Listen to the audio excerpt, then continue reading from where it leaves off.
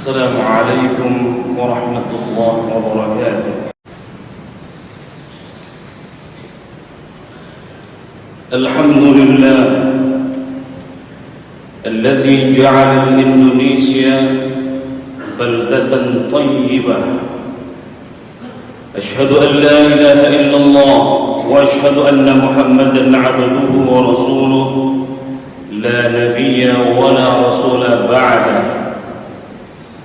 اللهم صل وسلم على سيدنا محمد وعلى آله وصحبه أجمعين. أما بعد فيا عباد الله، أوصيكم وإياي بتقوى الله وطاعته لعلكم تفلحون. قال الله تعالى في القرآن الكريم: أعوذ بالله من الشيطان الرجيم. ومن يهاجر في سبيل الله يجد في الأرض مراغما كثيرا وسعة. ومن يخرج من بيته مهاجرا إلى الله ورسوله ثم يدركه الموت فقد وقع أجره على الله وكان الله غفورا رحيما. صدق الله العظيم وصدق رسول الله الكريم، ونحن على ذلك من الشاهدين والشاكرين، والحمد لله رب العالمين. Hadirin ma'asyiral muslimin, jamaah Masjid Manarul A'mal yang dimuliakan Allah Subhanahu wa taala. Di bulan yang mulia ini, di bulan ini tepatnya tanggal 12 Agustus 2022 yang bertepatan dengan tanggal 15 Muharram 1444 Hijriah. Ada dua momentum penting di bulan ini. Yang pertama, momentum kemerdekaan Republik Indonesia yang ke-77 dan momentum hijrahnya Rasulullah sallallahu alaihi wasallam. Maka pada kesempatan yang berbahagia ini, izinkan khatib mengangkat tema hijrah dan kemerdekaan. Hadirin yang dimuliakan Allah Subhanahu wa taala, 14 abad yang lalu baginda Rasulullah sallallahu alaihi wasallam melakukan perjalanan hijrahnya dari Makkah tempat kelahirannya menuju Yasrib yang kemudian berganti nama menjadi Madinah Al-Munawwarah. Rasul dan umat Islam ketika itu yang masih minoritas terancam, teraniaya, hak-haknya dirampas, kemerdekaannya dirampas. Bahkan yang terjadi ketika Rasulullah SAW belum melakukan perjalanan hijrahnya, jiwanya pun diancam, hak-hak ekonomi, hak-hak kemanusiaannya, hak-hak kemerdekaannya dirampas. Bahkan bukan hanya itu, diludahi biasa bagi Rasulullah SAW, diancam, diintimidasi, diembargo secara ekonomi. Begitulah kejadian yang terjadi kepada Rasulullah SAW dan umat Islam yang kala itu masih minoritas. Apakah Rasul mengeluh? Tidak. Apakah Rasul putus asa? Tidak. Tetapi Rasulullah SAW tetap bersabar di kampung halamannya, tempat kelahiran Rasulullah SAW. Begitupun dengan bangsa Indonesia, rakyat Indonesia. terjajah 3 abad lebih, baik oleh Belanda maupun juga dijajah oleh Jepang. Hak-haknya terampas, kemerdekaannya jauh, bahkan jiwa dan raganya pun dipertaruhkan demi kemerdekaan Indonesia. Hadirin yang dimuliakan Allah Subhanahu wa taala, dua fenomena ini menarik. Rasulullah sallallahu alaihi wasallam sebagai manusia yang mulia, manusia yang agung, manusia yang terpilih yang bergelar Al-Mustafa pun sama, kendati Rasulullah sallallahu alaihi wasallam orang yang maksum, terjaga dari dosa dan dilindungi oleh Allah Subhanahu wa taala, tetapi sepak terjang perjalanannya sungguh luar biasa. Jiwa, raga, darah sekalipun Rasulullah sallallahu alaihi wasallam persembahkan demi li'i'la'i kalimatillah. Hadirin yang dimuliakan Allah Subhanahu wa taala, maka momentum hijrah bagi Rasulullah sallallahu alaihi wasallam setelah diperintahkan oleh Allah Subhanahu wa taala, di antara dari sekian banyak ayat-ayat tentang hijrah, ayat yang tadi khatib baca di dalam surah An-Nisa ayat 100, kata Allah, a'udzu billahi minasy syaithanir rajim, wa man yuhajir fi sabilillahi yajid fil ardi muragaman katsiran wa sa'ah. Siapa yang berhijrah di jalan Allah, niscaya akan mendapatkan di bumi ini tempat hijrah yang banyak dan kelapangan rizki serta hidup yang layak. Hadirin yang dimuliakan Allah Subhanahu wa taala, ketika baginda Nabi berada di kampung halamannya, terintimidasi, diludahi, terancam secara fisiknya, jiwanya, raganya, pernah diembargo secara ekonomi, tetapi apa yang terjadi hadirin sidang Jumat rahimakumullah, setelah Rasulullah sallallahu alaihi wasallam melakukan perjalanan hijrahnya dari Makkah menuju Yasrib yang kemudian menjadi Madinah Al-Munawwarah, itu pun dalam perjalanan hijrah Rasulullah sallallahu alaihi wasallam bukan tanpa tantangan. Rasulullah sallallahu alaihi wasallam sebelum melakukan perjalanan hijrahnya, rumahnya dikepung oleh 10 pemuda kaum kafir Quraisy yang gagah, yang ahli strategi perang, yang ahli memanah dan seterusnya.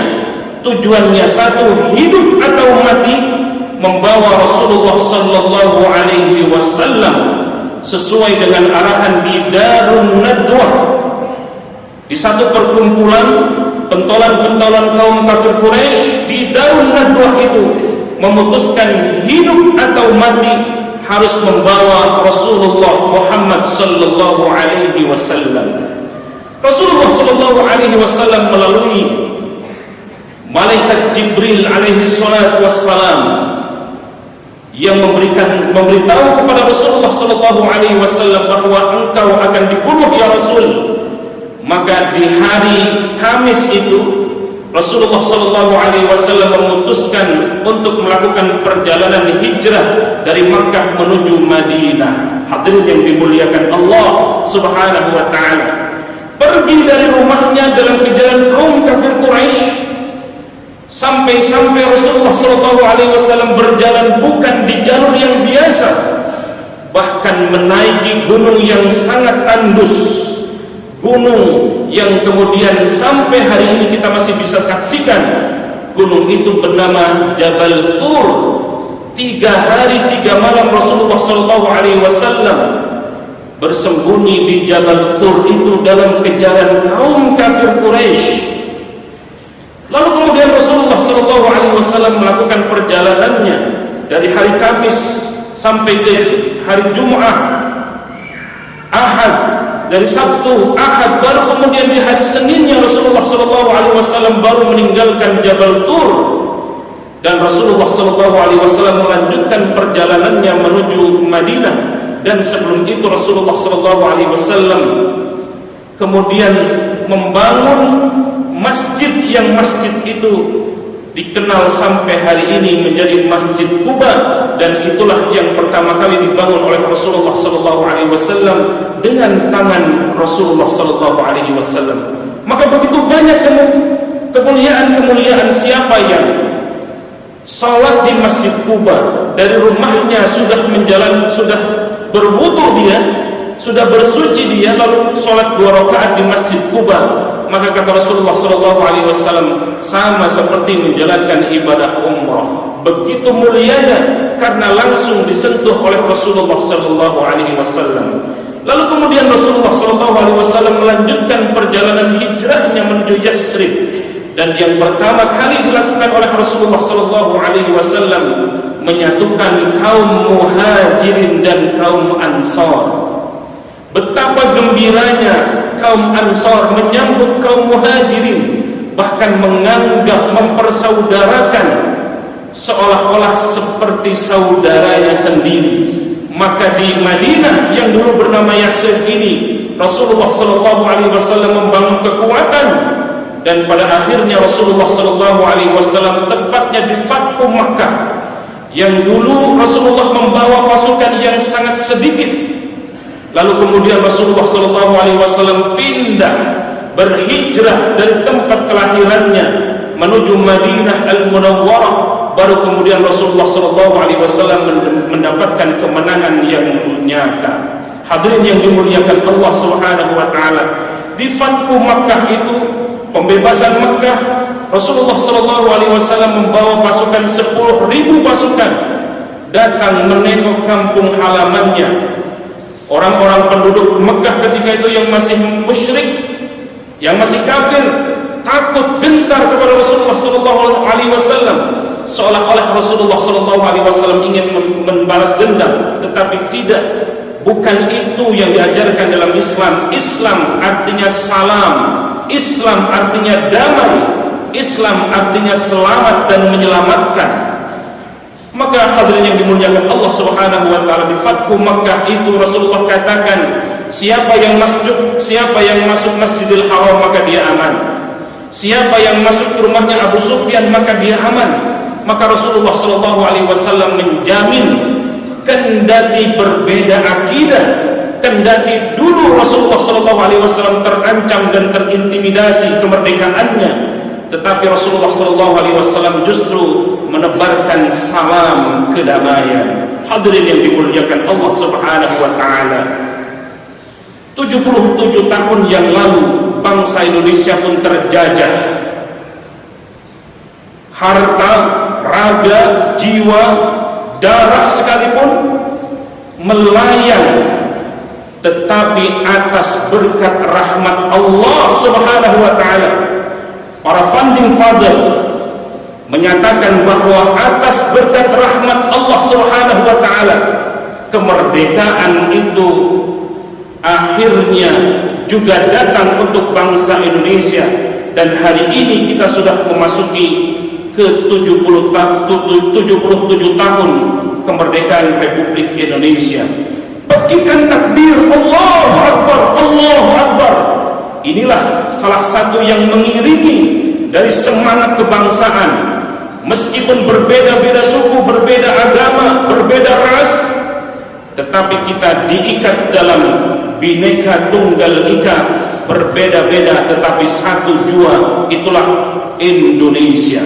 Hadirin yang dimuliakan Allah Subhanahu wa taala, maka spirit hijrah yang berkaitan sangat relevan dengan kemerdekaan Republik Indonesia yang ke-77 ini. Spirit hijrah, marilah kita isi kemerdekaan ini dengan keimanan seperti imannya Rasulullah sallallahu alaihi wasallam dan para sahabat Rasulullah sallallahu alaihi wasallam. Hijrah artinya berpindah dari satu tempat yang tadinya tidak baik menuju tempat yang baik, dari tempat yang baik menuju tempat yang terbaik. Hijrah sesungguhnya adalah manakala kita mendekatkan diri kepada Allah Subhanahu wa taala, mengerjakan semua amalan yang kita kerjakan yang tentunya yang diridhoi oleh Allah Subhanahu wa taala. Mudah-mudahan spirit hijrah ini hadirin yang dimuliakan Allah. Siapa yang berhijrah kata Allah, maka dia akan diberikan muraghaman katsiran wa sa'ah. Allah berikan kemudahan-kemudahan, termasuk juga untuk bangsa Indonesia. Dan mudah-mudahan kita juga 2 tahun ini kemelut COVID-19 mudah-mudahan terjauh dan terbebas, khususnya bangsa Indonesia, dari segala macam pandemi, termasuk pandemi COVID-19. Terjauh dari krisis moneter, terjauh dari krisis akhlak, terjauh dari krisis-krisis ekonomi dan lain sebagainya. Kita sudah merdeka, merdeka dari kebodohan, merdeka dari kefakiran, merdeka dari kejahilan, menuju merdeka kepada keimanan kepada Allah Subhanahu wa taala. Semoga apa yang khatib sampaikan ini bermanfaat buat kita semua. Barakallahu li wa lakum fil Qur'anil 'azim wa nafa'ani wa iyyakum bima fihi minal ayati wal dzikril hakim wa taqabbala minni wa minkum tilawatahu innahu huwal ghafurur rahim.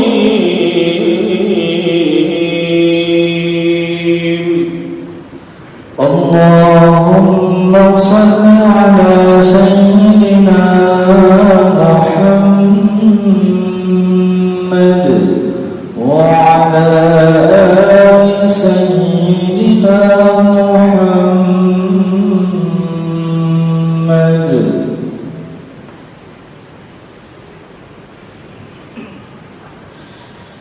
Alhamdulillah alladhina amanu وهاجروا وجاهدوا في سبيل الله بأموالهم وأنفسهم أعظم درجة عند الله.